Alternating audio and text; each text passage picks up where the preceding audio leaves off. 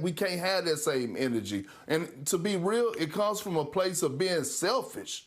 Like when you're trying to win a championship, you can't have that selfishness. So when I hear the crying, the bickering, the whining, and all that, that's where it becomes.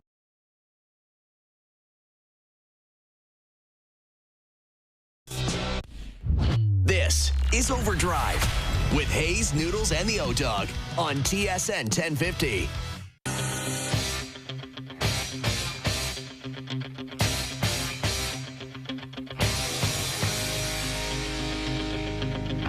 All right, here we go. OverDrive off and running. TSN 1050 on the TSN app, your home smart speaker, up on TSN 4, up on YouTube Live. Brian Hayes, O-Dog, Jeff O'Neill, Jamie Noodles McLennan. How are we feeling this afternoon? What's going on, guys? What's going on? Beautiful day here. Beautiful day. The vibe has been set out west. No one get comfortable. Hazy B, I know you're the host and you're the GOAT. Don't get comfortable because no one is safe. Any one of us could get fired at any time. Okay. The Vegas Golden Knights have set the standard. Yeah. Keep your head on a swivel and perform every night. If you feel like it. Yep, I hear you. So you're insinuating what? I'm Bruce Cassidy, and there could be like a John Tortorella type right outside the studio right now. Lurking. I'm just saying the grappler is Kelly Mcrimman. Yes, he is. And he could come hunting at any day. The grappler. The grappler is a lot like Kelly Mcrimman. He right? is. Both visionaries. He's cutthroat, visionary. He's a winner. Yeah. Very smart guys. Ruthless. Yeah. I consider that a compliment, but like Kelly's coming up in half an hour. I'm going to ask him that. They have 8 games left, and Bruce Cassidy is out. The guy won a Stanley Cup a couple years ago. I think Vegas. Lou fired that stinky Robbie Ftorek like with 1 game left or something. Yes, he did. Yeah, it was very few games left in the season, and Lou did the same thing. And I guess McCrimmon said they've lost their soul, so that's the responsibility of the coach, not the goaltending, which is terrible every single night. Well, that's what I was going to say, Hayes. Like, goaltenders are just getting people in a whole whack of trouble in this league. They're getting defensemen in trouble. They're getting plus-minuses in trouble. They're getting coaches fired. Their pets' heads are falling off. Goaltenders, Noodles, and let me hear your thoughts on this. They are causing a lot of problems in the National Hockey League. Talk to me, Goose. I come back to my saying that a general manager said to me, the league should just be called goalie, because if you have one, you're all right. Ask John Cooper. And if you're Travis Green, it's a little different, right? I mean, it's concerning. Or if you're Bruce Cassidy, you're looking at Aiden Hill and didn't make enough saves, and all of a sudden, the crazy part is Vegas could go on a run here. They're a pretty good team on paper. They just haven't played very well. Yeah, well, that's it. I mean, obviously they're doing this because they feel like there's something worth trying to salvage. They're barely in the playoffs. Now LA isn't that good either. And now Nashville's starting to lose games, and it's a lose fest. Yeah, it is. And McDavid said it. He's like, it's a pillow fight out in the Pacific. And I will say this: ever since McDavid called himself and his team out, the Oilers are starting to come alive. Yeah. But Vegas is in a position here where they've been around for 9 years. They're now in their 4th coach. I find it much more interesting that Tortorella's coming in than Cassidy going out. Like, I understand the initial shock wave of Cassidy being fired. I was not bracing for that. I don't think anyone was. I guarantee you, when you ask Kelly and you say, like, what is the main motivating factor for this, it's simply to get guys' attention. I don't know how they've lost their soul, lost attention to detail, but that's the ultimate coach bump. And it's somewhat shocking. The goaltending is a massive problem.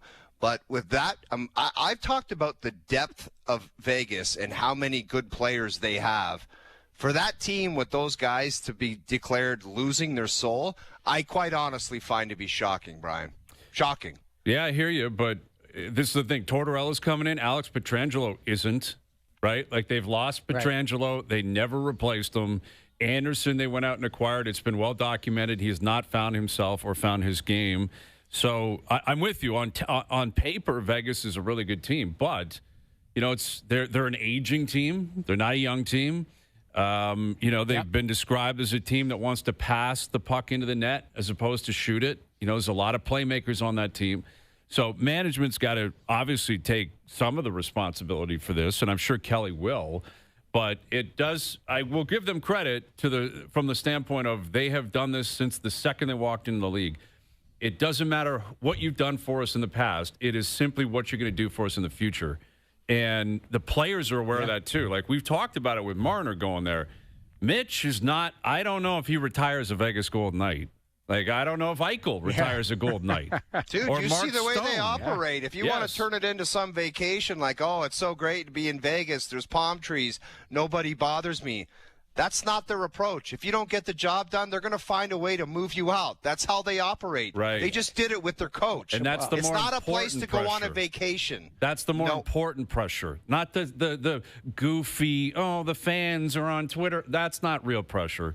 The real pressure is the day-to-day pressure from your coach, your GM, your president, your owner, your teammates. Yeah. That's living pressure, man. That's when you walk in and you're like, man, John Tortorella is my coach now. Yeah. The bottom line is pressure. I just mentioned it's not a vacation. They'll fork over the cash, but I've always said it about the guys in Toronto and the whole league in general.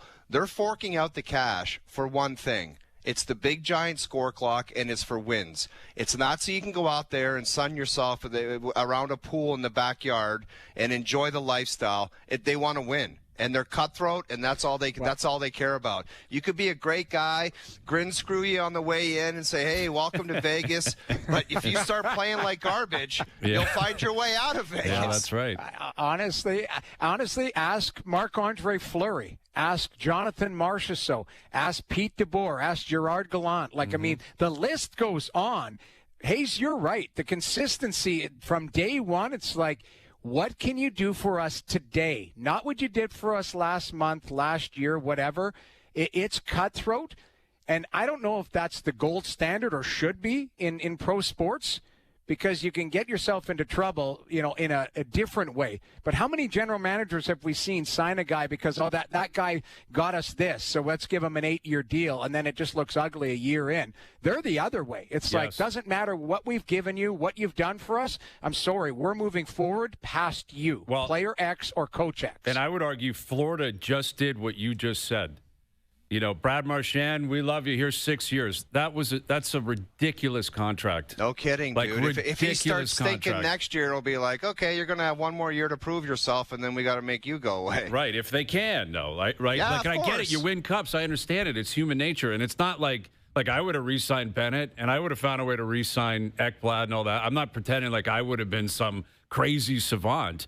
But it does happen where winners and coaches are different because it doesn't apply to the salary cap, right? And the guaranteed money, and it's not as if they have no movement clauses or no trade clauses. But like Gerard Gallant gets him to a cup final his first year. And he was in a taxi cab in Carolina. See you later. You're out. Here comes our boy Pete DeBoer, who that was their biggest rival. Remember, San Jose and Vegas had brawls and playoff rounds. And they just keep going and going and going. But again, I find the Tortorella hiring much more fascinating because what gets your attention about that? Couple of different things. One, he obviously is a well-established. He's had a great career. He's had a great career. Hasn't won a cup though since the pre-salary cap era, right? He won in Tampa in 2004. It's been a long time. They have cup aspirations. They're asking a lot out of Tortorella. Not that he won't be prepared. I'm sure they put it on this radar a couple of weeks ago. But what I find more interesting is the contract. He's literally a supply teacher. He didn't get term, is my knowledge. You're here for the rest of this year, then we'll figure it out. That means you are sending John Tortorella in there with, zero responsibility for the future. Literally coaching day by day, which means you're going to get, I think, the full John Tortorella experience. Yeah. In other words, you're not playing the way I want you to play. I won't even be here in 2 weeks. I didn't get a 5-year deal. I'll sit you on the bench. I'm going to call you out in the media. If they're down in a playoff series, what's stopping him from not going scorched earth? He's not going to do that. And he's got, I'm sure, a lot of respect for all these guys. But this is basically a platform. It's you have 2 or 3 months if you want to stay on this job. And if he knows that he's not going to keep the job, and maybe there's a wink, wink, nudge, nudge in the background, you're going to get John Tortorella on hyperspeed, or it has the potential to have that. Because how often do you see? We always talk about lame duck coaches. This guy's got a 2-month. He's getting paid bi-weekly. He's a part-time guy in Vegas, effectively. Well, Noodles, you tell me. Do you think you're around the locker rooms talking to guys? What kind of vibe do you think Torts will bring with the guys talking in the back of the bus? Like, what kind of, like, do you think this will be like, oh, man, because the stories are out there about Torts for the unknown, for the Jack Eichels, for the Mitch Marners that are facing Torts. Do you think this will get their heads out of their asses where it's like, and I don't know what was going on before. I mean, Cassidy is a great coach, but do you think they're all of a sudden going to be like, better finish every check, better do this, better do that? I think the attention has been gotten. Kelly Mcrimman, like you said, if he felt that there was something wrong, they'd lost the plot, however you want to phrase it, you guys know he's got a reputation. The reputation is coming in the room with him because of how he's going to do business. You're going to stiffen up a little bit. And he's got those rants that you see on Twitter, on Instagram and that, where he's yelling at his team. I mean, that's how he is. He's an intense guy. And if that team and that dressing room is relaxed, it's not going to be any more. And it might be the jolt that team needs. I said it when McDavid, was it 2 weeks ago or whatever, a week and a half ago, it seemed like he was calling out Knobloch and calling out everybody. I said, and I was kind of tongue-in-cheek, but I was like, that team needs Daryl Sutter to come in. Somebody who has a reputation, because certain coaches get you some way to a certain point. Now, Knobloch, they've been to the finals 2 years in a row. Like, it's not like they've been struggling. They've been struggling this year. Same thing. Vegas, the expectation is high.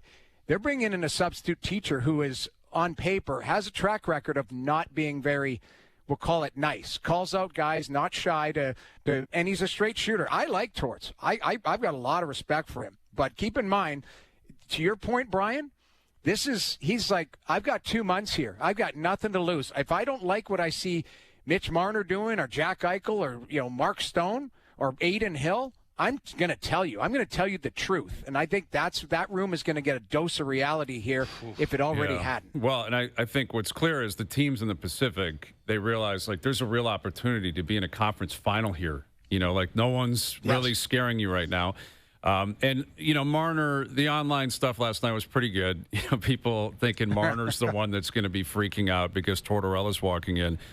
Marner is a guy, coaches love Mitch Marner. They love Mitch Marner until they really need Mitch Marner. So I don't think John Tortorella is going to show up there and look at Marner and say, this is a guy I need to challenge or poke at. Marner will keep playing the way Marner plays. Where the rubber might hit the road is if they get to a game 6 or 7 and Mitch goes into Mitch Marner game 7 mode. That's or where if they need a couple wins the last couple games of the season. Right, and that's possible for sure. But again, it's different in Vegas because it's Eichel's team, it's Stone's team, it's Theodore's team. And I'll believe it when I see it, the impact he's going to have if the goaltending continues. Like, that's just a reality. If the goaltending is the worst in the league or close to it, they have 0% chance of winning. There's no such thing. That's the only thing. That's the kryptonite of a coach bump, is the goaltender that can't make a save. The ultimate kryptonite of a coach bump is a guy that doesn't wear his equipment on in the net. And you're just like, there goes the coach bump. You just neutralized it. We're screwed. Yes, exactly. And that's the reality. And you mentioned Cooper, who is a phenomenal coach, an absolutely phenomenal coach. He has had one goalie his whole career, and it's Andrei Vasilevsky. Right? He's had one goalie his whole career in Tampa. They both showed up basically at the same time. And Cooper's aware of that. I'm sure he'd tell you publicly, let alone privately. Do you know how lucky I am to have this guy in net every single night? Yes, sir. And why have they turned around the way they've turned around this year? The guy has been phenomenal again this year. He was great again last year. He had a dip in terms of play and coming off injury and stuff, and they struggled a little bit. A lot of it is, goaltending and how you're going to relate to it. And listen, with Cassidy available, he's a good coach. Pete DeBoer is a good coach, and there's going to be turnover in the league. We're obviously preparing for what could happen in Toronto. No one knows. Feels like it's definitely possible. They could be seeking out a new coach. They might be seeking out a new front office. And if they're going to do that, like if the Leafs are going to start from the top, and I'll believe it when I see it, but it wouldn't surprise anyone at this point. I think it's safe to say everything is on the table with this team. If they get rid of everyone, then you got to start with the president and the GM before you can hire the coach, right? Like you got to get the right person in there. So I guess what I'm saying is if you're Keith Pelly, and let's say you've made your decision, well, you better have your, like, let's say you've made your decision that, like, Tree Living's gone or you're bringing in someone above him that's going to make the ultimate call. You better have that person ready quickly because Cassidy, if he wants to coach next year, won't be out of a job for long. And DeBoer likely won't be out for, of a job for long. That doesn't mean you have to go after those guys, right? Maybe there's other young coaches that are up and coming that you want to find the next John Cooper, right? You want to find the next guy who's an assistant coach somewhere or a coach in the minors that you feel can really pop.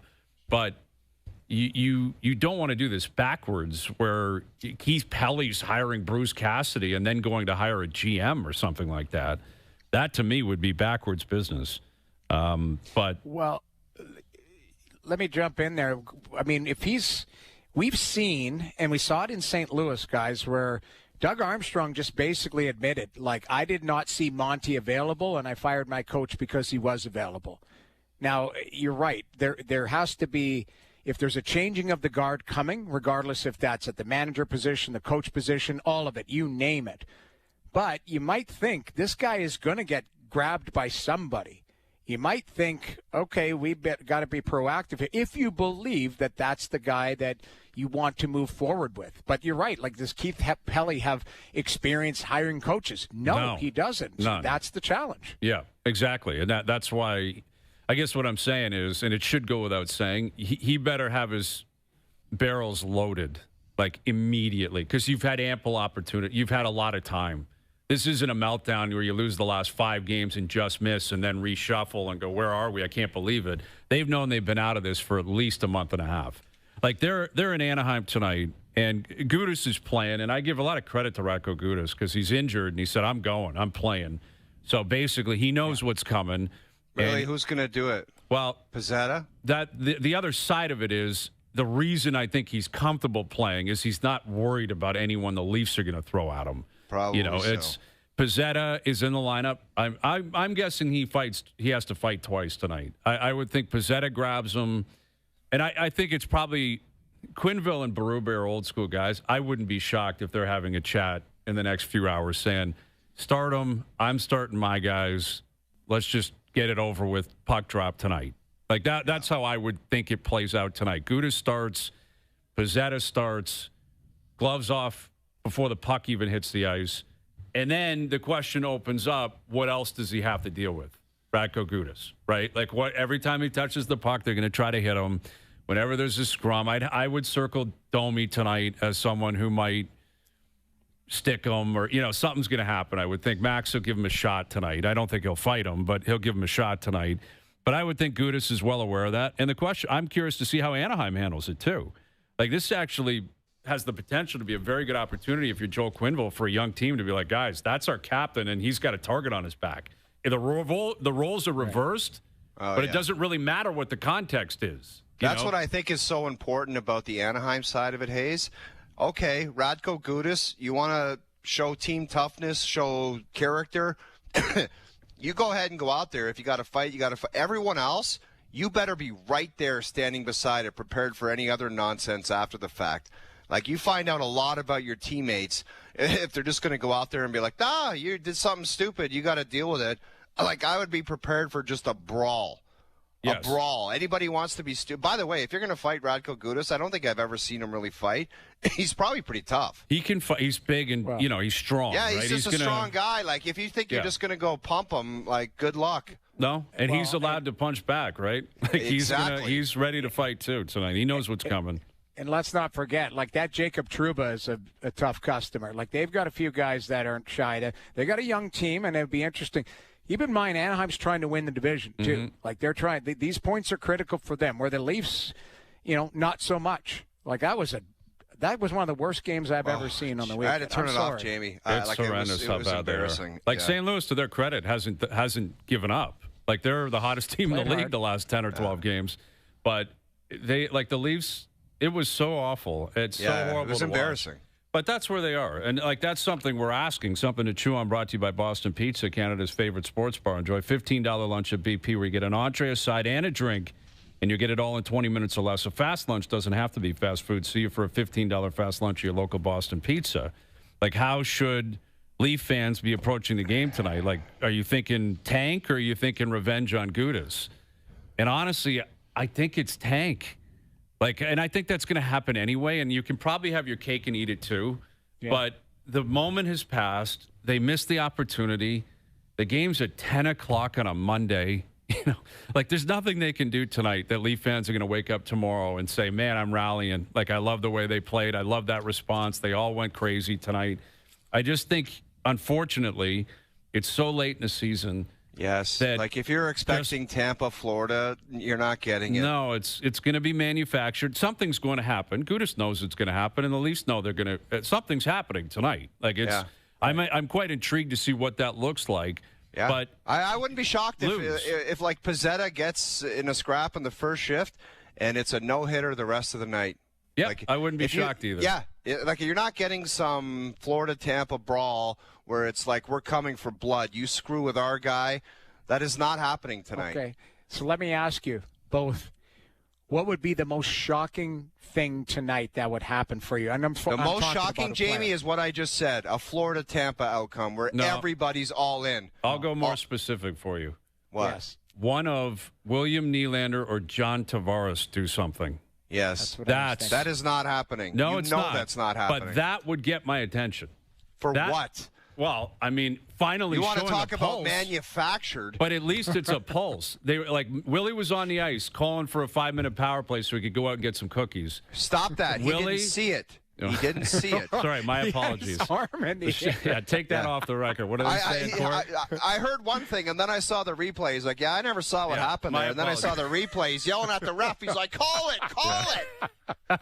My apologies. But, and again, it's not going to be a fight. I get it. I understand that. But be in the fight in a way.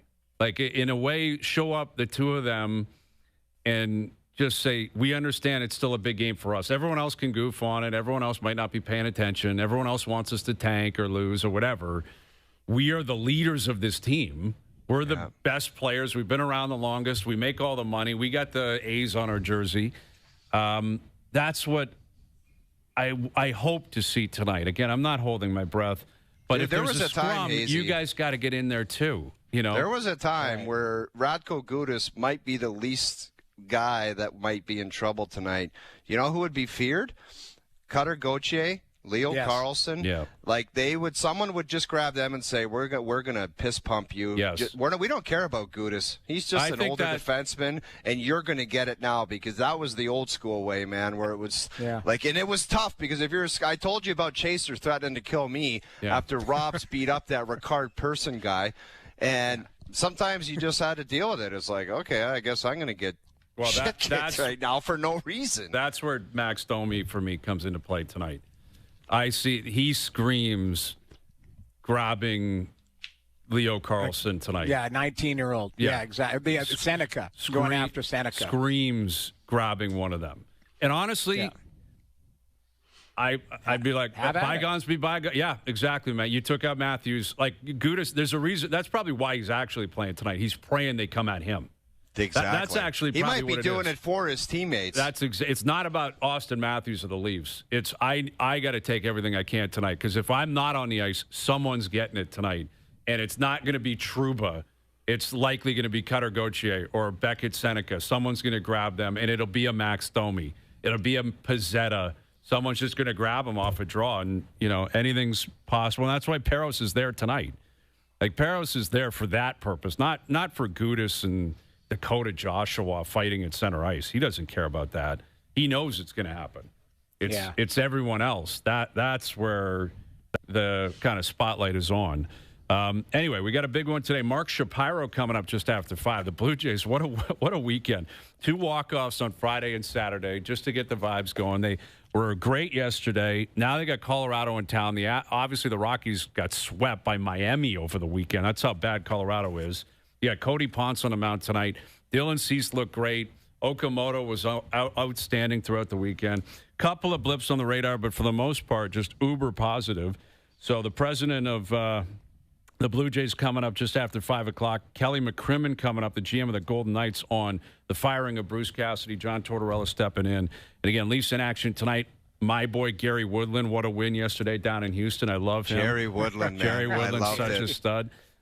So we'll get into that a little bit. Masters week is a week away. The Dodgers are in town this time next week. It's a beautiful Where are thing. they teeing it this? Are they still in Houston again? No, they're in Texas doing something. I don't know what tournament they're playing. The one that Corey Connors, I think, has won a couple of times. The Valero Texas Open. He loves a Valero. Corey Connors dominates. Dude, he'll put on Valero. those cowboy boots with that grin. Like, he loves putting on that cowboy boot after a victory at the Valero. He loves it. Last chance to get into the Masters. Brian He's Harman. in, but absolutely. Brian Harman won there, too. Watch out for that guy. Little Brian Harman. Absolutely. Overdrive continues. TSN 1050 and on TSN 4.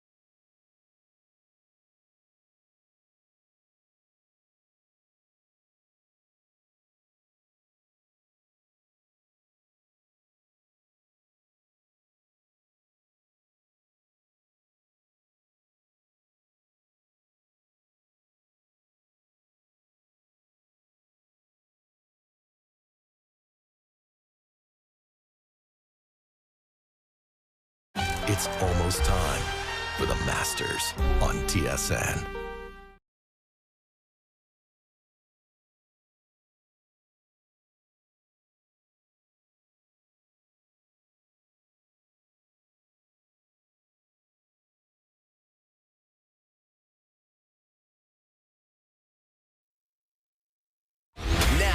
back to Overdrive with Hayes, Noodles, and the O-Dog.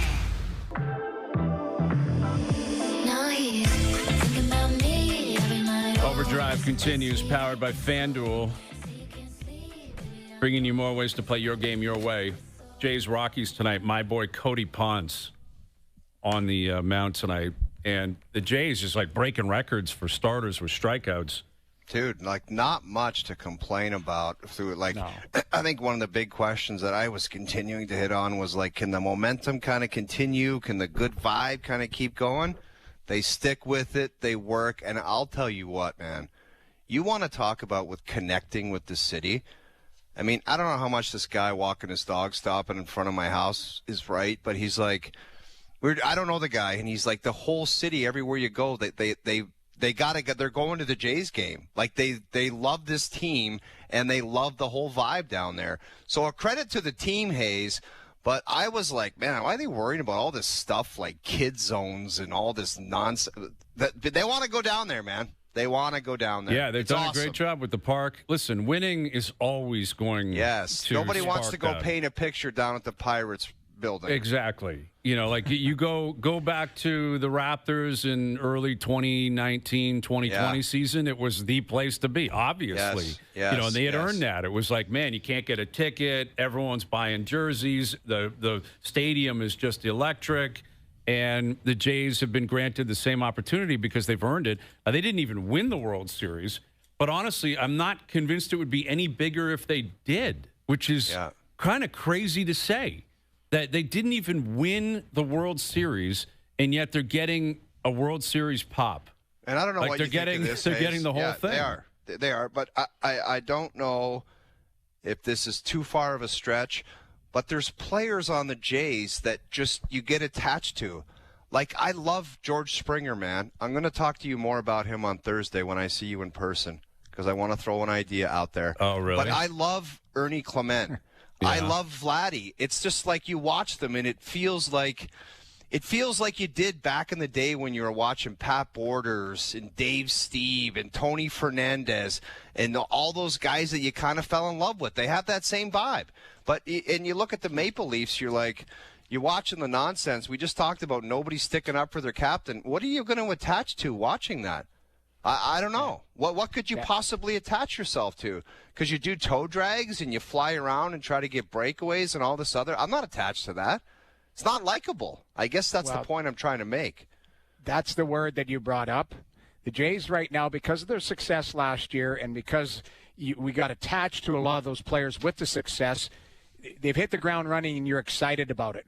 And the fact that where the Leafs are right now, it's shining a light. You want to focus on, hey, what do we have in our city that's going good right now? Hey, the Jays but Jamie, are back. I'm not necessarily talking about the team. I get it, the team, but I'm talking about the individuals. Like they resonate with me. Like Ernie Clement. Like I love that guy. Like I don't know. I want to watch him. I want to cheer for him. Yeah, well, exactly. I mean, again, it's what have you done for us lately? Like Springer's a great example of that. 2 years ago, it was a very opposite situation. They won 74 games, and George looked like his career was almost over, you know, the way he was playing. And you have a big bounce-back year that coincides with winning. But it's what that is more proof of is, you know, it swings. It's a roller coaster. That's right. You know, you might hate these guys' guts in 2 years. That's just being a fan of a team. Yeah, unfortunately, it goes up and down. Hopefully, that's not the case. Yeah, and trust me, when I say that, Vladdy signed a 14-year, $500 million contract. We might want to boot his ass out of this town in 2 years. That's sports. After, like, the Raptors won in 19, Nick Nurse has been gone for years. Yes. You know, Masai's gone. Obviously, the whole rest of the organization and the roster has been turned over.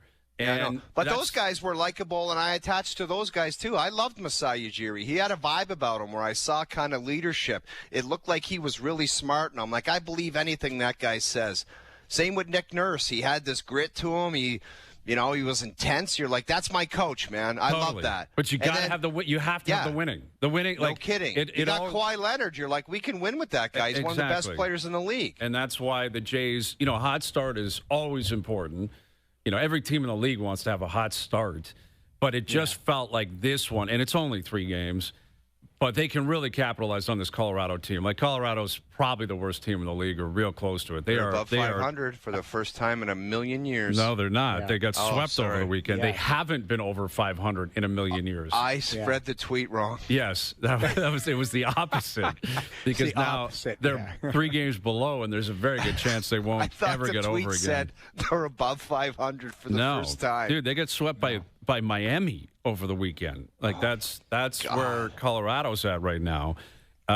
So you've got a real chance at a 5-1, 6-0 start, and that's how you just keep the wave crashing, man. That's how you just continue to sell tickets and get people down there and buzzing. And you're right, over the weekend, man, I was talking to all my buddies about the Jays. You know, no one's talking about anything else. I thought they did a phenomenal job on Friday night, like commemorating the 50th anniversary and what they did with the pregame. It was a spectacular show. And they're just hitting all the notes. But that's the way you expect it to be with a big league team. That's the way it should be. The expectation should be high. And I would suggest they're very high down in Vegas, and they have been ever since this team arrived. It feels like the Golden Knights have been around for 30 years. They've been around for 9 years. But, man, have they supplied us with a lot of content. And they did it again yesterday, firing their head coach, Bruce Cassidy, and hiring John Tortorella. And here's the man that is in charge of that team, the GM of the team. He's back on OverDrive. Here's Kelly Mcrimman. How you doing, Kelly? I'm doing good, guys. Thanks for having me. Yeah, thank you for joining us. We referenced your quote from earlier today. You said, you know, your team seemed to have lost its spirit. How so? In which way did you kind of define that?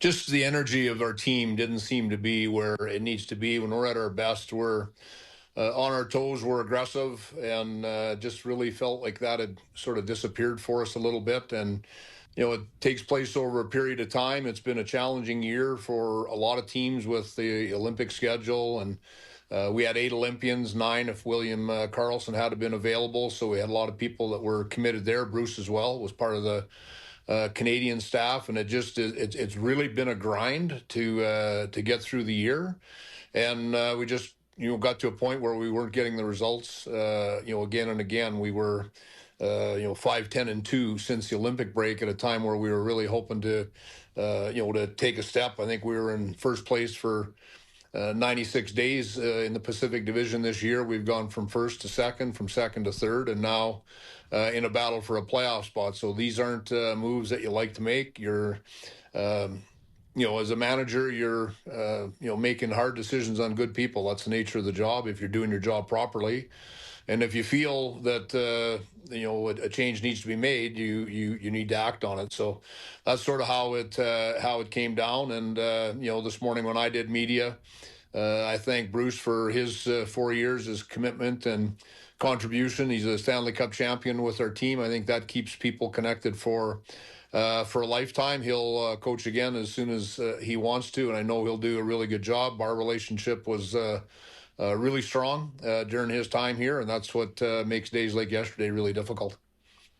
Yeah, Kelly, I watched your press conference, and you talked about for 4 years you didn't feel like you had a disagreement with him, but it's a tough decision. And, what do you think Torts brings to the table, and why John Tortorella for your group right now?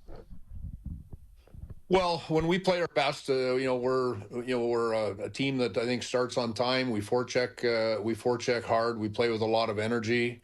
He's a very experienced coach. He's had success. He's comfortable in his own skin. I think he can come in and give our team a spark. I really think that he's got that ability. He's direct. He's honest. He keeps people very accountable. I know that, the question has been asked, is he too much the same style as what Bruce was? And I think that, all these coaches push their players hard, but he'll do it in a little bit different manner, different voice than what Bruce did. And I think that he plans to do a lot of things in terms of systems and that type of thing, very similar. There'll be tweaks probably along the way, but there's not time to reinvent the wheel. It's a matter of, each one of our players doing a little bit more. I think this gives a fresh start for a lot of players. We were underperforming as a team. That would apply to some of our players as well, and that's what we'll look to do here starting tonight. We got to hit the ground running. We've got 8 games to play, and we're in a battle for a playoff spot. Kelly, what's your reasoning for the abundance of coach firings in the last, I guess we can call it 5 years, where it just seems to be happening, and there's success behind it? You look what happened in Columbus this year with Bones going in there. They've had a tremendous record since then. It's just it's different than the past. So what do you think the reason is for that? Is it the players and their mentality and losing interest, or how can you explain it? It's a really good question, and I always believe every year, every team runs its own race. So things change from year to year. You played players, between being a 22-year-old player and a 26-year-old player, lots of things in your life can change. You might be married, you might have children, you might be at a different point in your contract, you might feel you're at a different point in your career. So you constantly have to be evolving as a coach to be able to manage like that. I think when you look at some of the coaches in the league who've had longer tenures, I think they really are adept at that. And, the demands of the job. It's a hard job being an NHL head coach. There's a lot of pressure. There's pressure from media. There's pressure from management, from ownership that comes into play. And I think that, eventually when you push as hard as you have to push to be successful, sometimes it wears on players. And that's where you get to the point where, some of that passion and enthusiasm that you need to be successful starts to waver a bit. And I'm making that as a blanket statement, not necessarily per se to our own situation that we're just going through. But when you ask the question sort of overall, it's you look at the longest tenured coaches, it's it's a list that's got some names on it that you wouldn't expect it based on them not being in their teams very long. Right. With Kelly Mcrimman of the Vegas Golden Knights, John Tortorella hired as their new head coach, Bruce Cassidy out yesterday. Your goaltending struggles have been well documented. Statistically, you guys have been, towards the bottom of the league all year. So, I think what a lot of people are wondering is, how can John Tortorella have success with your team if you don't get better goaltending? And how can John Tortorella help the goaltenders possibly perform better? Well, you're asking a good question. I think you need to be careful, making the association that the goaltending is completely the reason that our team is playing like we're playing. It's part of it, right? And it's really been an interesting year with our goaltending. I've said a few times, I don't love our goaltending, but I like our goaltenders. I think they need to be better. Aiden's won a Stanley Cup. He's a proven NHL player. I know that he can do it because I've seen him do it. Carter Hart, who made a really good impression in a short period of time, has been out of the lineup now for 3 months. We think he will be healthy in time to play regular season games. He was good when he played prior to getting injured, so I don't think we can have him as part of the reason that we're not happy with our goaltending. And Akira Schmid, we're fortunate to have had him because he's been a good backup for us, and he's played pretty well. So it needs to be better. But you asked the question, can we win without that part of our team improving? I think it will get better, and I think our team will get better. That's how we feel. One of the things I didn't mention at the top, if we didn't feel this was a real good team, we probably would have just let things play out. But we think we have a really good team, and we wanted to try to do what we could do to have that team, give that team the best chance. Kelly, you made the change. You got Vancouver coming in tonight. Which one of your players do you think will kind of set the tone and say, we're embarrassed about this? We're obviously going to be better. Like, is it Eichel? Is it Stone? Like, which guy do you think is going to say, like, time to change and watch me tonight? I don't think our guys need to be embarrassed about it at all, quite frankly. And I really like our leadership group. We've had some really good players, some really good people that have gone dry in terms of offensive droughts. Now, Jack Eichel, who you mentioned, he did score on Saturday against Washington. Mark Stone did break a long slump that he had where he scored twice against Edmonton. And, I see all of our top guys getting a little bit of a shot in the arm, and whether that's just self-imposed accountability to try to do well, or what exactly goes into that happening. But I think we'll see our players play better. With Golden Knights GM Kelly Mcrimman. So, Kelly, we've admired your team, from afar, really since you guys arrived in the league. The way the team was put together immediately, going to a Cup final. This is your fourth coach in 9 years. You guys have not been shy to be active, I'd argue. I don't know if this is a fact, but I'd guess you're the most active team in the league, or real close to it, in terms of big game hunting and chasing big players. As a result, your reputation is it's considered ruthless. Like, you guys are just so focused on winning. I consider that a compliment. I'm curious how you respond to that reputation. Yeah, I don't think the people in our organization feel that way at all. I think we treat our players great. I think we care about them, and I think that they like being in an organization where winning is the goal. That's what you want as an NHL player. You want to be in an organization where you believe, you trust, you're confident that management is going to do everything they can to help your team win, and that's how we've approached it. I think we're not reckless with it. I think we make hard decisions, but we put a lot of thought. We have good process. We have good data that we put into those decisions, and we do try to put the best team we can on the ice, and that's been our goal. I think, as I said, I think our players like being part of that. So, Kelly, Connor McDavid called the Pacific a pillow fight the other day in his media, where he was getting grilled. Their team has been up and down all season. If you look at it, you just talked about how you feel your team is really good and maybe underperformed, so you make the coaching change. You go and get Mitch Marner in the offseason. How is he settled into your system and into the organization? Because sometimes it takes a player a little bit to get comfortable in their new environment. Well, first of all, Connor's reference to the division being a pillow fight, and boy, it's amazing when Connor speaks in Canada. It carries a lot of weight, and I think he can say that about his own team. I think when you look at the Pacific, I've thought about this because it's really different, and I think Edmonton have got a great team there that have had a tough year. I think we have a great team. We haven't had a great year. We're disappointed, as Edmonton probably would tell you that they are at this point in time as well. And I think outside of that, there's a lot of teams in the division that have got some fantastic things going on. I don't think the San Jose Sharks would be anything but thrilled with where they're at. The Anaheim Ducks, who I think have missed the playoffs 7 years in a row, are in first place in the division. I would think they're very happy. Seattle's got a real good team. I think Calgary is got the best direction and probably positive momentum that they've had there for a while. So I think that's real positive as well. But that's it is what it is. I guess it keeps the opportunity for teams alive. We we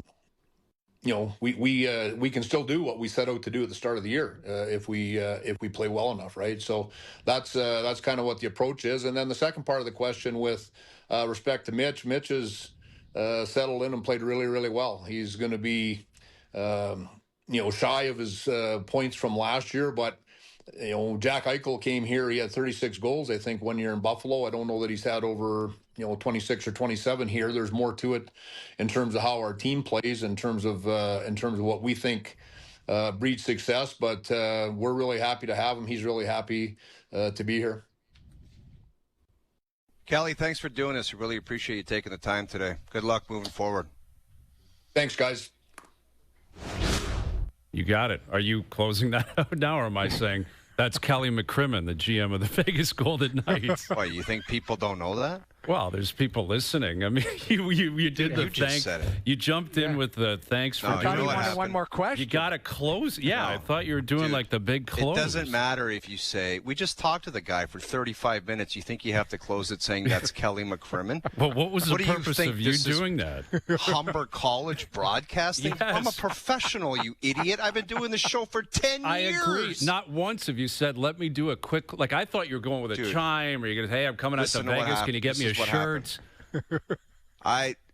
Go ahead. I like Kelly Mcrimman, okay? Yes. I was a good friend of his brother's. Right. I wanted to say goodbye and as soon as he stopped talking, I looked and my microphone wasn't on. So I turned it on, I panicked, and I said something quick, stupid. That's what happened. All right. I was curious because I'm like, but don't overthink it. It doesn't matter if you say, hey, that's Kelly Mcrimman. It does not matter on the way out. I'll talk to Taddy. Taddy knows this. The tap man knows you've got. He would have come across the counter. Dude, I'll text Taddy right now. Taddy would have had you banned for life. He would be texting the grappler, a.k.a. Kelly Mcrimman of TSN Radio, saying, don't ever, if he ever tries any of that fun So you think it's a again. big difference if I said, there he is, Kelly Mcrimman of the big. You're an idiot. You That's did so the big goodbye. stupid. Like you did, hey, thanks, Dude, Kelly. I did it properly. I said, thanks for taking the time. But then Good you luck died. It was just dead air. Like I was waiting for you to transition into something else. Dude, if you had half a brain, you would take over. I handed it to you, and you're like, there you're So supposed it's just to say, an there he is. unnecessary goodbye is the point.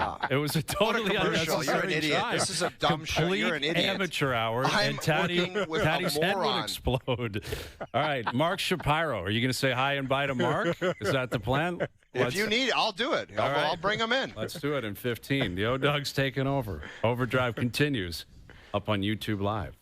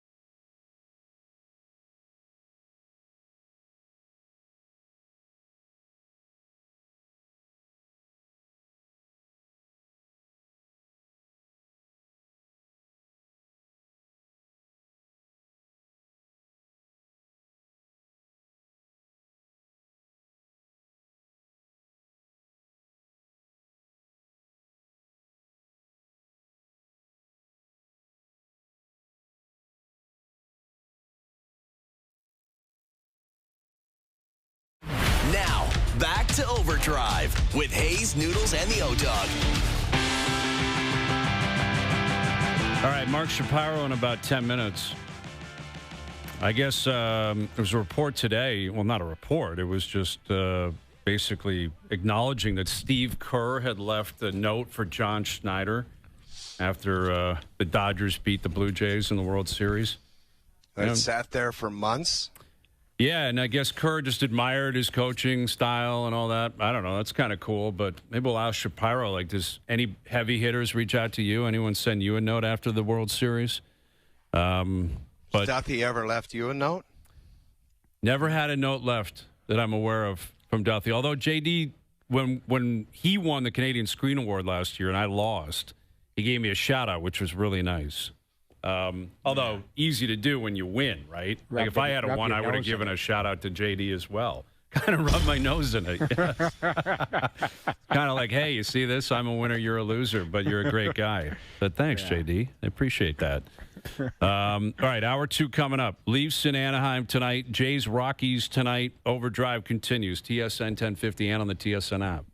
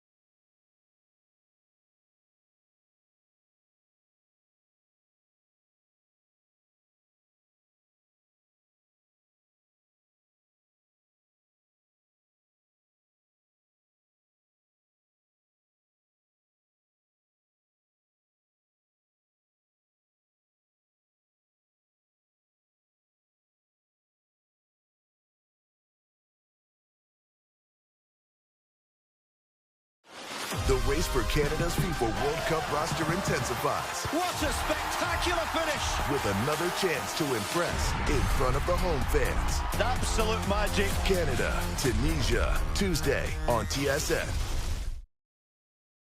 It's OverDrive with Hayes, Noodles, and the O-Dog on TSN 1050.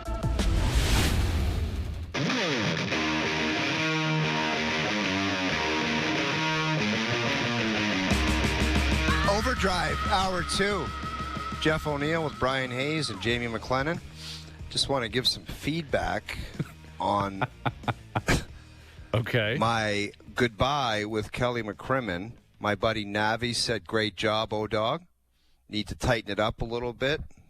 I don't know. He said, great job. And this guy wrote, Mark, a jerk wrote, what a goodbye from O-Dog92. He sounded like a CEO firing all of the staff on a Zoom call. Ooh. Hashtag Humber College Broadcasting. Thanks, Mark. Yeah, I wouldn't go that strong with my review. I thought it was actually a really smooth, great exit. I had no issue with hey, Kelly was great catching over there. It was perfect. The thing is, like, you reset, man. That's like kind of let me just explain this to you. My thinking. We just talked to the guy for 35 minutes. Do you think you need a reset at the end saying, oh, by the way, the guy, it's on the thing, it's on the tag. Yes, it says is. Kelly Mcrimman for 30 minutes. Right. Do you realize we have a large audio listening fan base in their cars, listening, streaming, listening on the podcast? Okay, well, we're going to talk to a heavy hitter right now, the CEO of the Blue Jays, and at the end of it, we're going to say, there he is, Mark Shapiro. Thanks. Yeah. Some guy's going to be driving around saying, thanks, Hayes, you idiot. I just listened. Go ahead, though. Because you never know when people are tuning in. That's the point. You never know, and it's professionalism. I'm sure Mark appreciates it. He wants his name out there. Why wouldn't you want your name out there? Your team's 3-0, right? Yeah, I thought they did a phenomenal job on Friday night with the 50th anniversary stuff. Coming off a World Series Game 7 loss, but they got there. The buzz is immaculate right now. The stands are full. I got to think Mark Shapiro's a pretty happy guy right now, right? Why wouldn't you want your name blasted out? Here he is, the president and CEO of the Blue Jays, Mark Shapiro. What's going on, Mark? How you doing? Looking forward to that professionalism. Though I think I missed the joke. Yes. I don't know. No.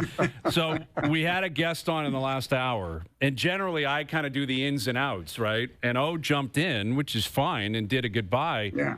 But he didn't close the loop on it. He just, for whatever reason, said goodbye and just left it. And it was dead air, and it was awkward, and it was amateur. Half a good teammate, trying to be a good teammate, but he just didn't finish. Oh, yeah? That's all. Exactly. Mark, exactly. if you I know you're a busy guy, but if you have some time, why don't you want to host a show for a couple days so I don't have to listen to this guy?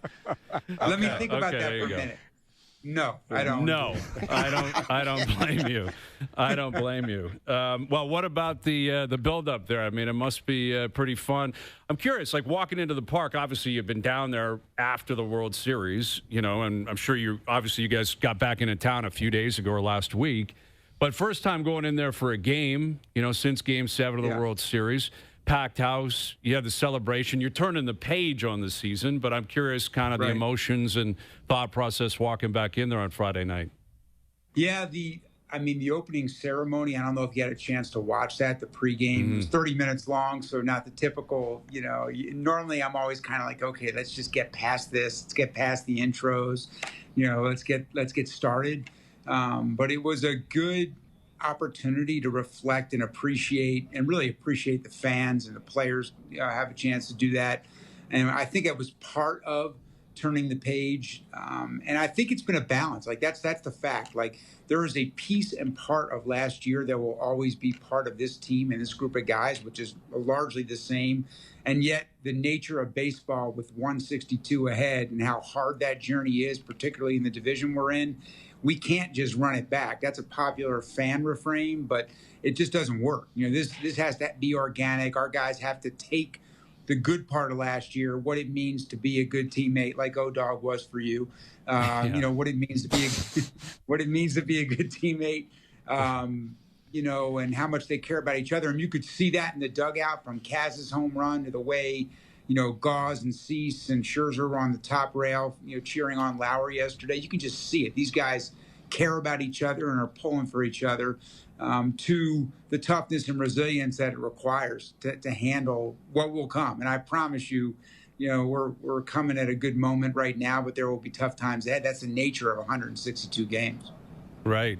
Well, and the attention to detail, like, you guys are striking the right chords right now. And obviously that coincides with winning. We talked about this last hour, and we've talked a lot about it the last few months, to the arrival of the 26th season. You guys, if you won 78 games and missed the playoffs last year, it probably would have been a different vibe on Friday night, needless to say. But the attention maybe to a different detail, person on air with you. Possibly a different person. I don't know. Do you want to answer that? Did you feel like you had to win last year, Mark? No, okay. I was trying to make a joke at my own expense. That's all. I hear you. I'm with you. But the attention to detail and striking the right chord, with the fans. You mentioned it was a half an hour pregame, but I spoke with a lot of people, a lot of Jays fans, who said they really thoroughly enjoyed it and felt like you guys are really connecting with the fan base on that front. Like, how much time and effort goes into that? How much of it is organic? How do you strike the right chord, and how important is that for you and your operation? I'd like to think that is a long-standing effort to identify the right players, acquire the right players, develop them by rewarding certain attributes and values. And some of it's just, we're fortunate to have guys that legitimately show joy playing the game. Vladdy, as our best player, comes out there with so much joy. Ernie Clement wrote an incredible article, talks about just the joy he tries to bring to the field.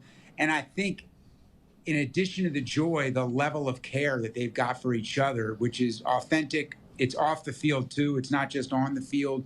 And that has translated year to year, with some guys changing over. They have said that is still going to be our identity. That's still going to be who we are. And so I think that those two things resonate with this city, with this country, particularly with what we've experienced over the last couple of years here. And our fans have identified with it. And the coolest thing for me, listen, I'm a lifelong baseball guy. This is my 35th season in MLB. But to have people come up to me and say, my grandmother, who's never watched baseball, watched every game down the stretch last year and loved it and was pulling. To me, that means that they're falling in love with the players. They're falling in love with the team. And to me, that means that they're appreciating their values and their attributes and their character. And so, Brian, I'd say that to you, that, that's on purpose. Like, the character, the toughness, the resilience, and the love of being a good teammate, that stuff's not by coincidence. That stuff's on purpose. Mark Ponce is taking the mound tonight. He's got to be thinking, like, what the hell's going on around here? Like, what kind of standard are these guys I got to strike setting? out like 10 guys just to hang. Yeah, more, 15. Like, after that pitching performance on the weekend, he's got to be saying, okay, this is how we do business around here. But it goes back to that character and caring, where it's like, we talk about it all the time, culture and holding your teammates accountable and kind of setting a standard. Yeah. It's almost a good thing for him to say, you know what? I got to be great, and that's got to be a positive thing for any athlete. I think, I agree with you, and you guys know that as athletes, so that there's two pieces to that. One is to know those guys are legitimately pulling for you. There are professional environments where guys are more focused on their own performance. It just happens, that they're thinking about how much money they're going to make. They're thinking about their own stats and performance. I'm not seeing that in this group. It's not that they don't expect to get paid. They are getting paid very well. But I see guys that are legitimately pulling for guys and have so much happiness when they do well. And I think Cody feels that. Again, he's had an interesting journey. All of our guys have had interesting paths. There are a few of them that are blue chippers, but not all of them are. Many of them have overcome quite a bit to get where they are. I talked to Spencer Miles, unbelievable story. The guy got the win for us on Saturday. Just an incredible story. I mean, he was not recruited out of high school, didn't get any scholarship offers, walked on at Mizzou, had to battle his way. Then he had a stress fracture in his back. Then he gets drafted late as an afterthought. Then he has Tommy John, pitches 11 innings last year. We take him on a Rule 5, and he gets a win on Saturday, first major league strikeout. Those are the stories that are just great stories, but he felt the level of support, from his teammates, and that matters. That can make a difference. And Cody will feel that tonight. He'll feel 35,000 people pulling for him here, a million more watching. But he's going to feel those guys in the dugout on the top rail, up there, and they'll be in it with him for every pitch, which is pretty cool. How much closer are you and Ross and maybe John and the whole staff watching and trying to get a read on the new guys compared to the veterans who have been here for a while, early in the season anyway? I think, our jobs are to be more supportive and to not read in anything too quickly.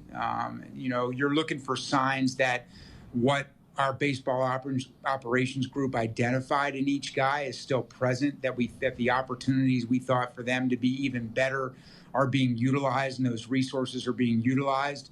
But our jobs as an organization are just to put these guys in position to be successful. It's to allow them to be in an environment where they can relax as much as humanly possible in a game that has so much anxiety built in and stress built in and expectations built in. So to put them in an environment where they feel like they're supported and relaxed, and to provide them with the best resources in all of Major League Baseball, mentally, physically, and fundamentally, to compete, to prepare, to recover, information, coaching, everything else. And so we're more focused on our part of that deal right now than we are on evaluating them. I think you try to withhold evaluations till the 40-game point and just look at, are we doing everything possible to put these guys in a position to be the best they can be? So, Mark, how hard is it, with how close you were to winning, and to just set the standard again this season? Because obviously the expectations are very high for your organization and the players within the clubhouse. But you got 159 games still to get there and to try and do that. So who would, is it on John Schneider to make sure that temper the guys and keep them grounded? Or, who is it fall on to make sure that you go through the process and try and give yourself that opportunity again?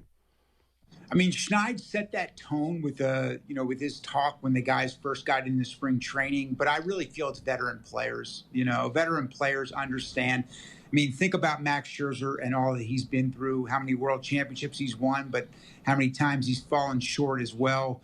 Our guys, I think, just basically understand that, listen, they've got a long journey ahead. It's not going to be easy.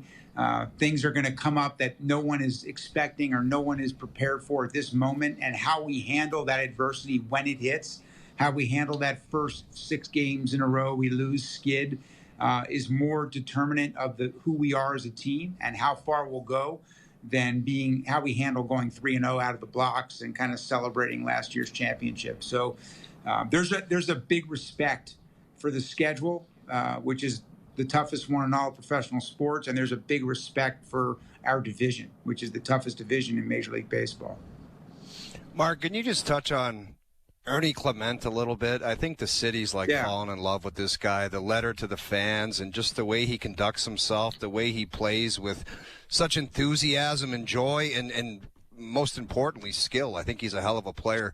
Can you just touch on him on a day-to-day basis and what he brings to the table? Because I love the guy. I love watching him, and I feel like the city, day by day, is just falling more in love with the guy. Yeah, I mean, he's authentic. I think that's why it's easy to fall in love with him. It's not an act. And like everybody else I mentioned, there's a good story there, right? We're his third organization. He was designated and kind of given up on by 2 major league teams before us, good teams, in Cleveland and Oakland when he was in Oakland, and came here, kind of went up and down in the minor leagues and embraced who he was. And the floor for Ernie is that he's an elite defender and a very good base runner. That's a really good floor. And then he has started to bring his bat to ball skills, in line with the other. And that's a ceiling. And he's been a guy that's come through with some clutch hits because he can hit just about anywhere the ball's pitched. You've seen him hit home runs on balls over his head. He can take a ball off the ground and hit that too. So it's not conventional, but the toughness piece, the commitment to playing hard. I think when we're at our best, Ernie's style of play is really what, stands for who we are, which is every team knows they have to play their best to beat us. That's, I think about what are we at our best? We execute defensively. We run the bases well. We're really, really tough outs up and down the lineup. And so to beat us, it's not that we can't be beat, but to beat us, a team has to play their absolute best. That turns the pressure on the other team, and Ernie is a player that applies pressure to whoever we're playing against. So in a lot of ways, he's a tone setter for this group. We have Mark Shapiro, Jays, Rockies tonight down at the Rogers Center. You guys announced a couple weeks ago, I believe it was, the Hall of Excellence is coming to the park, and you've announced Buck Martinez is going to be included in that. Was this always the plan? Like, you guys have done so many renovations, and obviously this has been ongoing, the renovations, the pre-planning, the building, the kind of staggering over a couple of years. Was that always the vision from the start, or is it something you've adjusted with on the fly? Well, when we sat down and said the things we need to accomplish to change this from a stadium multi-purpose 1980s concrete circle, to a true ballpark, that's meant for baseball and in a modern sense kind of provides best-in-class fan and player experience too, by the way. History was a piece. We didn't feel like we had done a good job of incorporating history into our building, particularly that allows our fans to connect, with the teams of the past. And we identified the 50th season as being that benchmark season that gave us a platform to do that. So as we staggered the work we needed to do over off seasons, creating the hall, but we've also got some really cool exhibits throughout the 100-level concourse where there's memorabilia from the greatest hitters, the greatest pitchers, the greatest moments. And then the Hall of Excellence will be in August. The statue is going to be unveiled in July. So we've kind of got history throughout this season that we feel our fans, we're getting to that generational point. That's what, 50 seasons. Baseball is a generational sport. Usually if you love the game, a grandparent, a grandmother hands it down to a grandson, or an uncle hands it down to a niece. It's just that game that gets handed down from generation to generation. And we're at that point now where grandparents that saw early games and the franchise's success are bringing their grandkids, to games. And so I think it's fun to be able to provide them with the opportunity to connect generationally about Blue Jay history. So did you light your hard hat on fire? Are you just the baseball exec again, or are you done? Or do you still have more stuff to do? What else can you do down at that place? Exactly. What more can you do? We don't have a ton of major projects left, but we've never touched the suite levels, and there's so many suites here. If you built a building today, you'd only have like 30 suites. We have over 100 suites, and some of them, by the way, are like time capsules. Some of them have not been touched since 1989. You walk in them and they're like, you look at them and you're like, you got to be kidding me. But so we still need to be creative and kind of rethinking what we do with all the suites we have here and how we use that. Want to create a more suitable kid space, family space, like a space just for kids on the other side of the concourse. But I would say we're along. We don't have major projects left, so we can go back to just focus. I can go back to just thinking about baseball and not worrying if we're going to get projects done, major capital projects done by opening day anymore.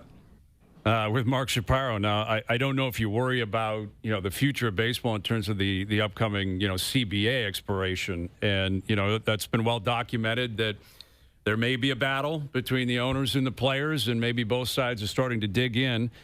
How has that uncertainty in the future affected the way you're doing your business on a daily basis moving forward? Yeah, I'll answer that very honestly, which is obviously I'm aware of that. And when I go to owners meetings, it's a large part of what we're talking about. But my message to myself and my message to our organization, because obviously a lot of people here, from our minor league staff to our scouts to people that work here, and around Rogers Center, they have a lot of questions about what it's going to mean because they love the game, and I'm a big believer in controlling what I can control and what they can control. And we have a very, maybe more than anyone in all of Major League Baseball, we have an exciting season of baseball ahead of us.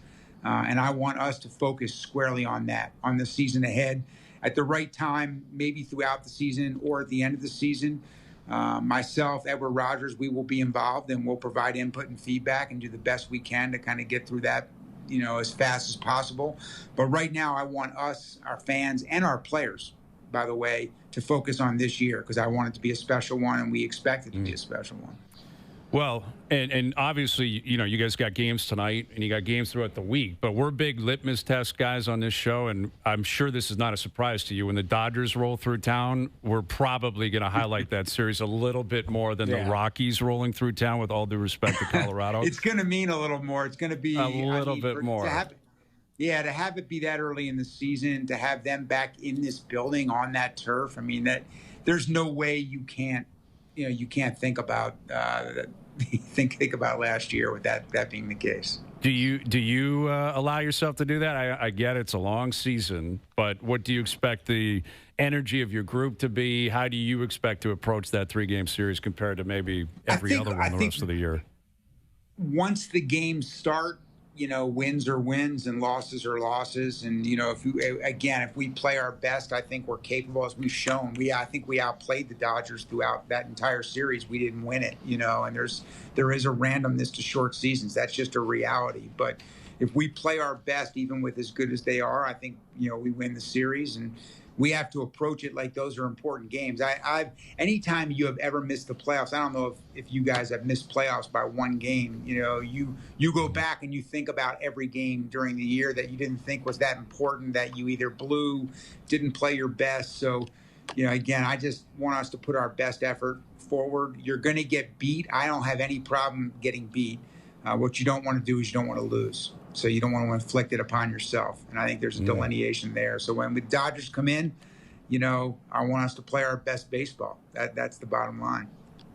Well, there was, I guess, a story circulating down at the park today that Steve Kerr had left John Schneider a note after the World Series and had kind of admired the way he was managing and dealing with the platform and the spotlight.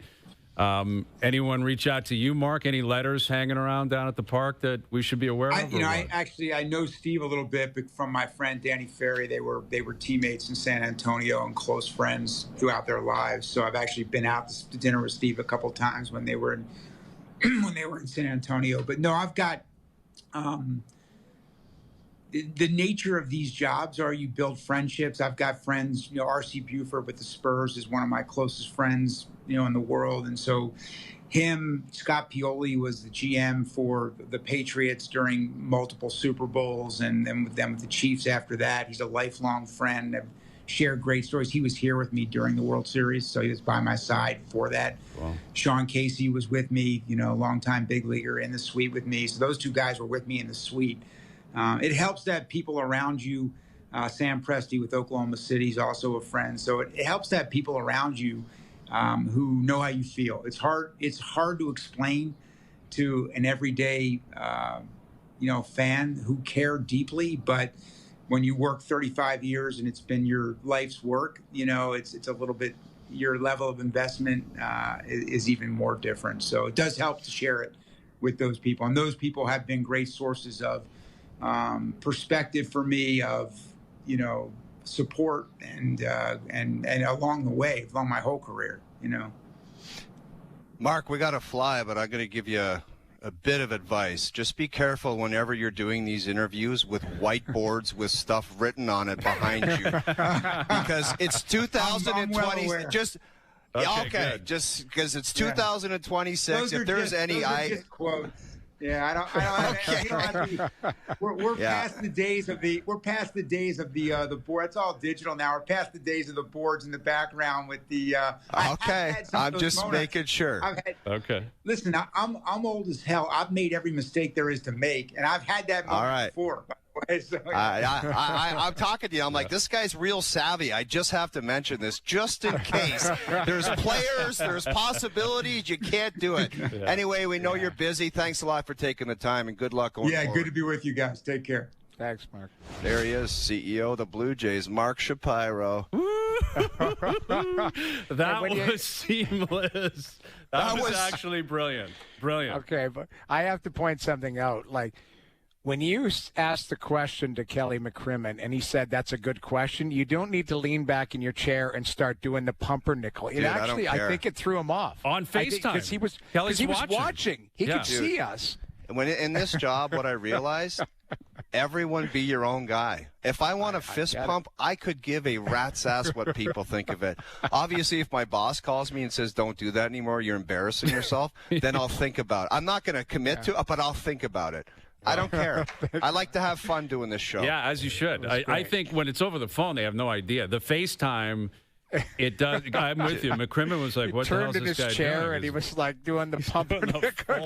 I think pump on a good question. Kelly hesitated for a second because he's like, "Is this guy done listening or what?" I thought it was hilarious. I loved it. No, it was outstanding. Awesome. Hey, listen, and you're right about the whiteboard because that happened. There was a Detroit Lion. Oh well. Let me just say this: there's been other guys in offices that have had stuff up on screens, man. Yeah. Yes. Well, like the COVID era cost a lot of people. Oh my God! Serious There troubles. was Google searches up on screens behind guys, and they had no idea, and they got sewered. Well, or it was like some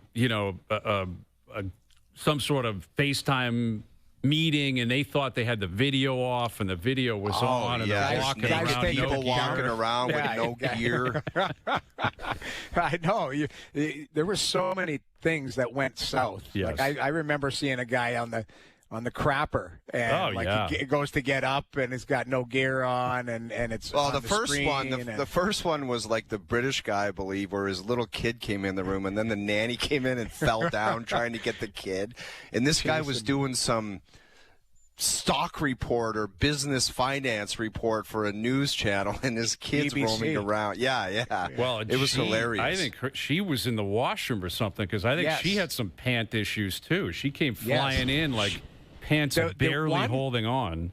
The one came walking in and strutting in, and then the second one was in like a roller, and then the nanny came in because she must have gone to the bathroom, and the kids went haywire, and she grabbed the one in the roller and then grabbed the other one, and she was trying to pull her pants up. That's a famous clip. Yeah, because the guy's trying to push the kids out of the screen, and he's still talking live on BBC or whatever. That was early on. That was early on. I think people got creative. I think there was people making going to a printing house, like my buddy Sebastian here up there at the printing house, and making cutouts of themselves sitting there, and they weren't actually there. Yeah.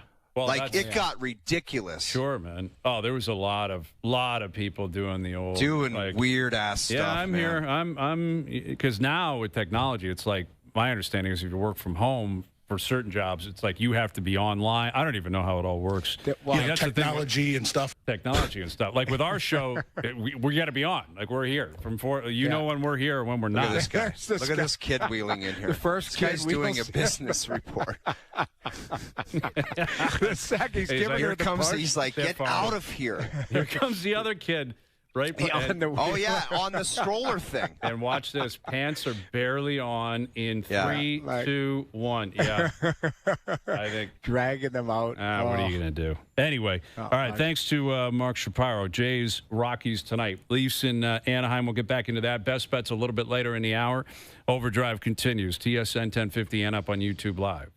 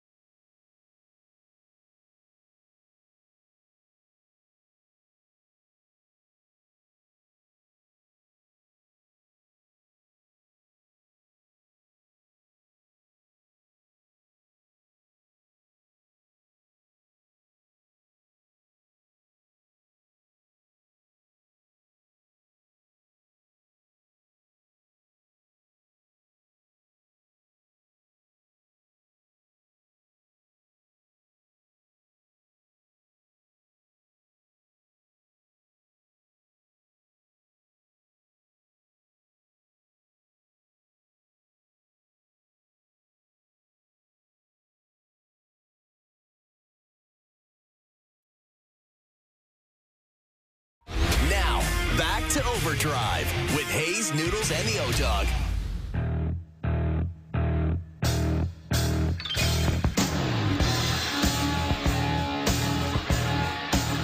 All right, Overdrive continues, powered by FanDuel. Get our best bets later in the hour. Jays Rockies tonight. See Bo Bichette already hearing boos in New York. Dude. Crazy. I didn't want to go too extreme because it's way too early for this, that those boys in Toronto saw something. I'm not going to go there. But if that guy doesn't get it together, he's going to be in for a rough ride. There was videos of fans like selfie videos losing, like they can't stand him after 3 games. Well, and I get it. It's New York. It's the guy can't hit a lick right now. It's a tough start. And he couple home runs away from everybody being on his side. I don't think Soto had a particularly great start last year. They won 2 of 3 in the series. So, but those numbers are staggering. Like, we're looking at it. He struck out 8 times. He has 1 hit on 14 plate appearances. It's not good. We have his audio and video from after. I thought he actually handled it beautifully. As good as you can handle it. Definition of being a professional and being confident, and also reading the room and understanding the market you're in. Because in New York, it's an incredibly difficult market. They have an arrogance to them that it's Broadway, and if you're in New York, you have to prove to us that you're great. So is it a place players still like going? Well, yes, but here's the thing. Fascinating. The Yankees, I can understand that mentality. Mets fans have no right to have that mentality at all. They haven't done anything in 40 years. Success. Yes, like nothing in 40 years. Dude, they're still proud fans, and they're proud of the Mets logo and proud of their fan base and all that stuff. I understand it. I'm saying that they do have a chip on their shoulder just being New York, even though they don't even have the same history as the Yankees. But that's what they expect. You've got to come in and prove to us that we're supposed to love you. We don't just love you because you chose to come here. That's not how it works in New York. They expect you to come here. They expect you to show up and be dying to play there. And you've got to prove that you're worthy of their adulation. But the weekend was ugly for Bo, even though the team won a couple times. And here's what Bichette had to say yesterday after hearing the boos after another strikeout to end an inning during the game yesterday. Did the boos catch you off guard at all, or kind of comes with the territory at this point? No, if anything, I thought it took too long. But I get it. I thought my bats were terrible too. So that's a great answer. That's the way to play the game, right there. Don't cower for. Don't say I didn't even hear them. Oh, I don't listen to them. Yeah, I don't.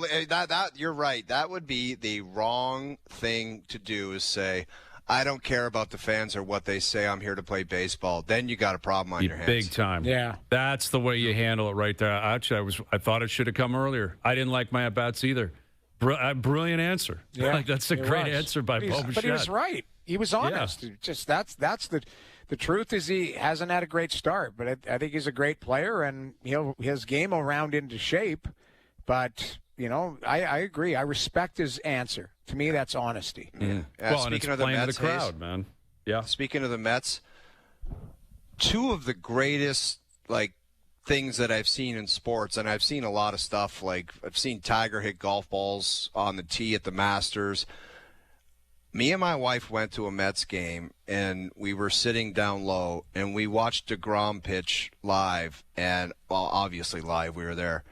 It was so sick, that guy. He was dialed in his prime. Mm-hmm. Jacob DeGrom, dude, that guy threw smoke. Oh, dude. That was outrageous. And in the same city, I got to sit courtside and watch Kevin Garnett in his prime. And that was a performance that guy was like a man-child, and he was so much bigger and better than everybody else. I'll never forget those 2 individual performances in the city of New York. There you go. Yeah, DeGrom had a 3 or 4 year run before his arm fell off. He was nasty, dude. Yeah, so nasty. And listen, the Raps, there's a chance they play the Knicks in the first round. Oh, good night. They have not played New York well, obviously, for the last few years. But they're jockeying for position with them in Atlanta. Philly's still in the mix.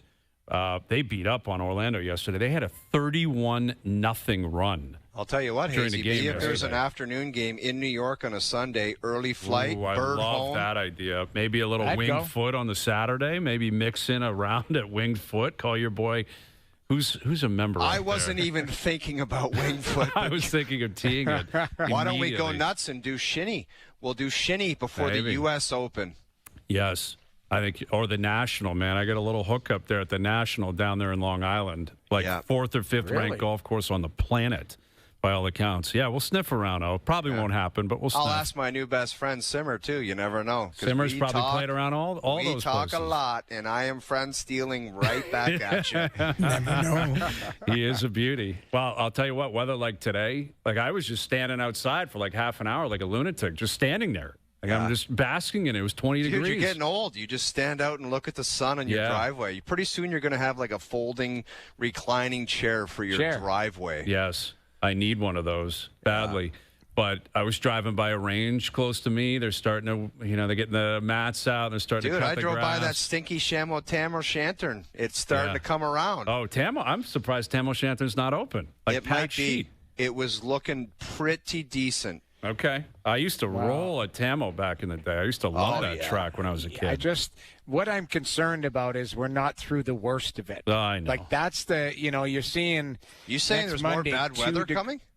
Next Monday -2. No, it's going to get high ugly. of 2. It's Like gonna that's get what ugly. concerns me. I think the garbage. listen, I've been running early at 5:36, and I've had to bundle up like it's the February 15th, and it's just ridiculous. Well, like it's been freezing. Like at some point, it's going to turn. That's the beauty of Canada, and you live in the north. Today you northeast, felt northwest. it. In the afternoon you felt it. You look at the dial, it says 10, 12 in your car, and Oh, you it was get out 20 of your car. on the drive in here. It was 20 degrees. I'm like, all right, let's That's go. awesome. Like that's awesome. all of a sudden you're in like a quarter zip hoodie, maybe a little Peter Millar Dunes vest or something, the light vest, and you're rocking. Hey, you know what? Why don't we do a Friday Peter Millar golf off? We have a poll: whose outfit's the best? Me versus. I'm in. I think it's a great idea. Okay, let's do it. I'll bring Friday the heat on golf Friday. offs. Peter Millar, you get your Sunday best Peter Millar gear on, and I'll get mine on. And Noodles can have his thoughts, and we do a poll who wore it best. I can weigh in. I can weigh in. That's I love the it. thing. Okay, let's do it. We'll do that on Friday. And dude, if you stiff me and this camera comes on, and I will be decked out. You don't have to worry about me. I'm going golf glove too. Like well, I'm going that's golf extreme. guy. I'm not going to do that. You but lose points for that. I'm sorry. You would lose points for a glove. The glove is Sitting an in your absurd office with the decision. glove on. Every Friday, Peter Millar golf guy competition. I love it. We're on it. Gary Woodland winning yesterday was incredible. Like he blew away the rest of the field. By the time he got to the 72nd tee, it was over. But brain surgery.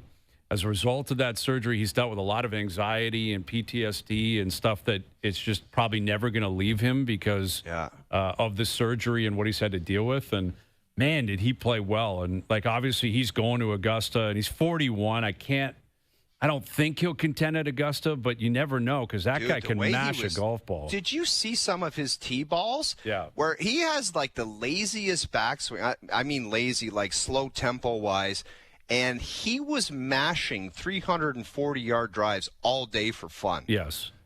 He was absolutely dominant. His putter was on fire. It was just an incredible story. Yeah, and you can tell he's well-liked on tour. Everybody loves him. And I thought it was great respect for his playing competitors as he was coming down the stretch. They were like, you go, Jerry, and you go do your thing in the green.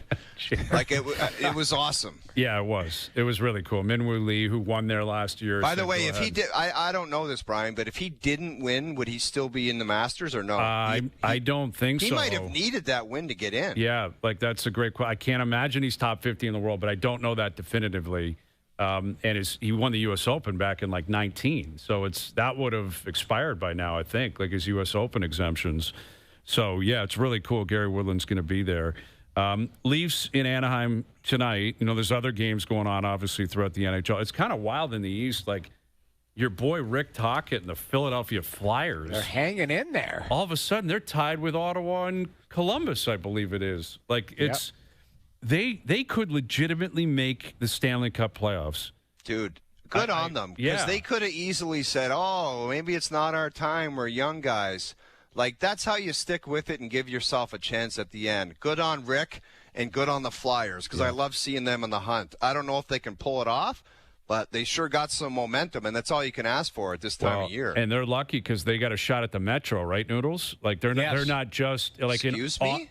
Well, my point is, Ottawa is likely not going to – they could catch Boston, but it's not likely to happen. They have a 6 point – I thought you were saying win the Metro. No. I'm saying you can still get in just from the Metro. Like, forget the wild card. Like, if Pittsburgh falls off for the Islanders, Philly is 2 points back of Pitt.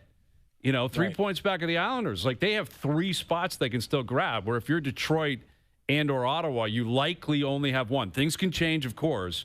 Huge win by Boston yesterday to come back on Columbus. Massive win. And Montreal did it again against Carolina. So, all of a sudden Ottawa and Detroit are like, man, if we don't get this second wildcard spot, we're probably toast. Yep. And that's what it is. Yeah. You're with Ottawa. They're in Florida tomorrow. And Florida's completely thrown up the white flag. Like, they have completely shut it down this season. Yeah. And they've got, I was asking last night, they've got a first-round pick that's top 10 protected. So they've got to be below the threshold to keep it, and so that it doesn't, change in the lottery. So, I think they want to dignify, have the, it's been a lost season. And, you think about it, it was day one. Day one, they lost Barkov. That was the first practice of the season that Barkov blew his knee out. Mm-hmm. And then it's, you name it, Marchand, Tkachuk missed half a season, Seth Jones missed a couple months. Like, I've got a list. We're doing a board tomorrow. Like, half their team's missing. And now you're right, they're waving the white flag, but they don't want to win games. What if they win the lottery? Like, how sickening will that be if they get the first overall pick? Does that ever happen? 3-time Cup finalists, 2-time Cup winners, first overall pick the next year? Never. I can't imagine it has. Not that Doogie's going to look it up, but go for it. I don't think that's ever happened. Like, nothing's like that has happened. Well, I mean, didn't the Habs end up with the first pick for like Guy Lafleur, and they were like a dynasty years, like Dougie Wickenheiser? Yeah. Maybe it was. There was a couple of Habs ones where I'm like, how did they get that player when they won all the time? But. Florida, I don't know. I mean, they're going to finish likely bottom 5 or bottom 6, but the races in the East are going to be pretty wild. Enlighten me here. Put that up. Where are the Leafs at? Do they have a chance to get into that bottom 5? Yeah, correct? They still do. Like they got to just lose every game. Yes, shut guys down. Yes, it's very like they haven't done it.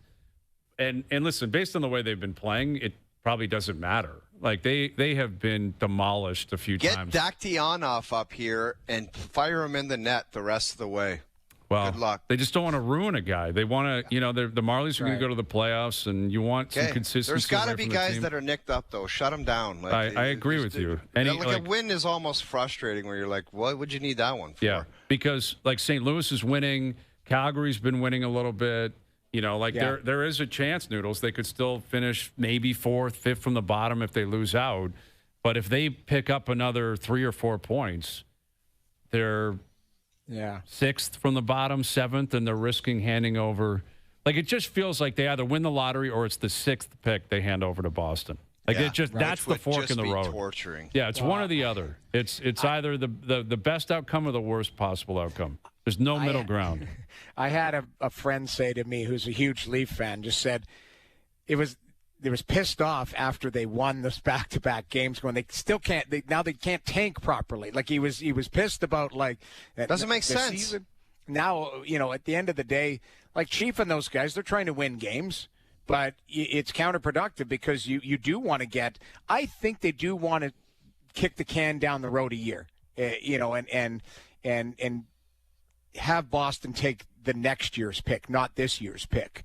So that means you got to get in that bottom 5. Well, the reality is, if they keep their pick this year, the next 2 drafts, they're going to Boston and Philly unprotected. And that does have the potential to be the worst possible outcome. Like, if they end up with the first overall pick and the next McDavid arrives in 2 years, it will be a shock to the system of this market that I don't know they could recover from. Like, it would be that disturbing because by then you would realize this wasn't just a blip in the radar. Wasn't just an off year, Olympics, got old, what are you going to do? Bad coach, didn't work. If they're still awful in like 2 years to the point where the first overall pick is going to Philly, then it's going to be as dark as you could possibly get. Like I couldn't imagine anything as dark.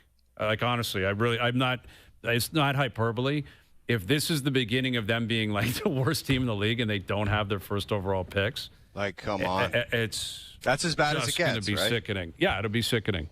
Yeah, and I got to really, tell really you, as far sickening. as performances tonight, that goal. And Jamie, I know you cover the Senators, so put your earmuffs on.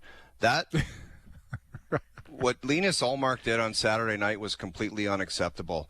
I know he's had his difficulties this year. His team stood by them. The organization stood by them. This is about the team chasing the playoffs and everybody contributing. And he said he needed a day off in the biggest game of the year. Not buying it. It's not part of the league. You don't get to pick and choose when you want to feel good and when you don't. So he owes his team a performance tonight, and I hope he does it, because that stunt that he pulled on Saturday, completely unacceptable. Not in the NHL. They play tomorrow in Florida, and yeah, right. Tampa. Tomorrow. At Tampa, he they hadn't played the day before. They obviously didn't play again until Tuesday, and he wasn't available. When the Matthews stuff happened, and I said the league standard is like you got to respond and show. The league, that's not a part of the NHL, picking and choosing when you want to play. You make a lot of money. You're the number one goaltender. And I do understand that he's had his difficulties this year. The team stuck with him. The organization did. This is about, and Travis Green has done such a great job with that Ottawa team. He's established himself as a great coach. The team has come together, and everybody is pushing. And you can't have a guy who's the most important player on your team say, not really feeling it tonight. Can't happen in the NHL. Sorry. Not in the league. It's hard. And, damn right it's hard when everyone else is busting their nuts. They got defensemen out, and they got kids playing back there, and everyone's dying to try to get into the playoffs, and a guy just says, not tonight. Unacceptable. Can't have it in the NHL. The other thing, too, is, at this time of year with the condensed schedule, nobody's 100%. Like, that's damn the right, thing. Jamie. The guys that are going out there, like I say, you're missing your two top defensemen, and, you're asking guys to play 26, 27, 29 minutes on the back end, and not everybody's healthy. Like, it's a struggle, but and guess what can help young guys back there with some inexperience? A veteran goalie, a stud goalie, and I just complimented him 2 or 3 days earlier saying he looked engaged, he looked like he was dialed in, and looked like he was competing and caring. And then he pulled the stunt on Saturday. Like, come on, give me a break. Reimer went. Listen, Reimer, it's amazing. Yeah, and what about James Reimer? He's got to be thinking, it might be a back-to-back down the stretch. The guy's 100 years old, and all of a sudden he gets the Tampa Bay Lightning on 2:00 on a Saturday. Well, what are you joshing me? Come on. He's going to play more down the stretch. All right, best bets coming up. OverDrive continues up on YouTube Live.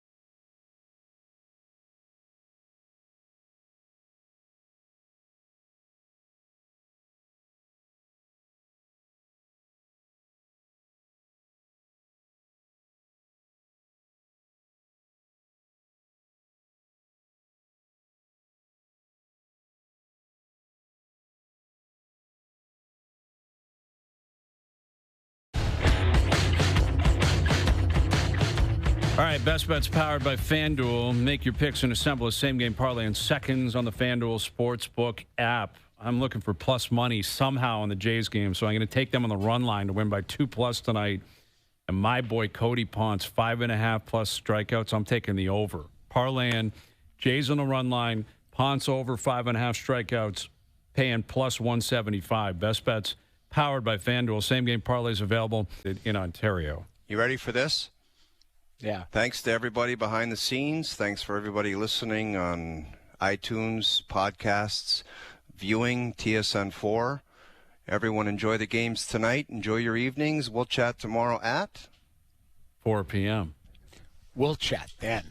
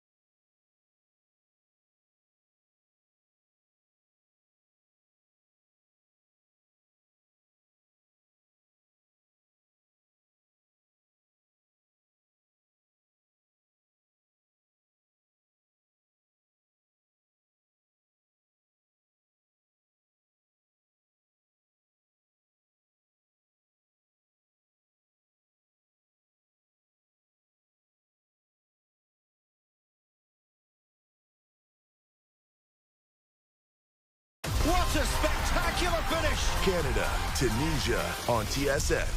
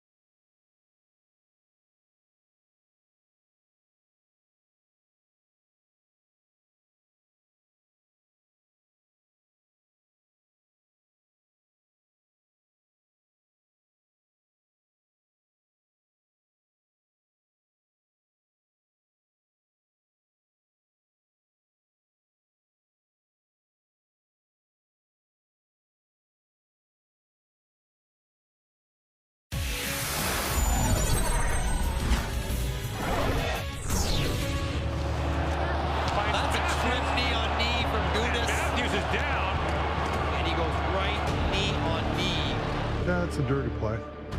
League's going to obviously look at it. Clearly clips him pretty good. Thought it was dirty. I mean, that's our best player going down. If your captain gets taken out like that, I mean, you got to have a way better response.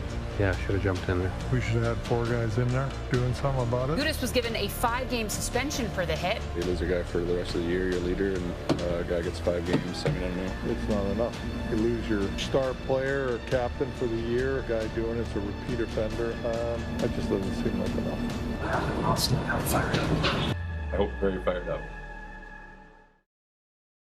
Well, we've had tonight's game circled since that knee-on-knee hit. As we welcome you into SportsCenter, it's Sarah Davis with you. So the Maple Leafs face off against the man who ended their captain's season in Anaheim tonight.